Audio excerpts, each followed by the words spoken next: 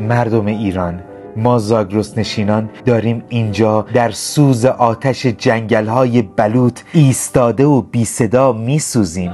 بدانید 40,000 هکتار از زاگرس ایران همین چند روز به خاک سیاه نشسته و ما همچنان این گونه داریم می جنگیم.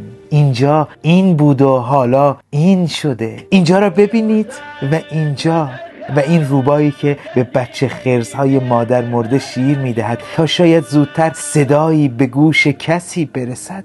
اگر فقط یک بار به زاگرس سفر کرده ای، اگر ایرانی هستی، فقط ایرانی بودن کافی نیست. کاری کنید.